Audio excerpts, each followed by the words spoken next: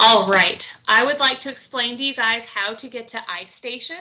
iStation is a reading program that includes phonemic awareness, phonics, fluency, vocabulary, and comprehension.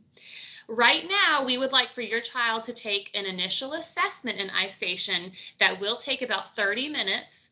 So please find a time where they will not leave the screen so they can get it done at once. And this assessment must be done before September 30th. So once your child logs into NC Ed Cloud, you will be on your dashboard. Then click on Clever. Once you are on Clever, you're going to scroll down and click on iStation.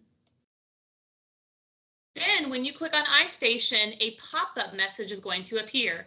It's going to ask you open the Imagination Station. Click on Open the Imagination Station.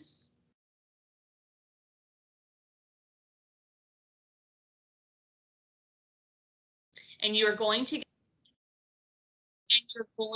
click on this button right here, the blue button. When you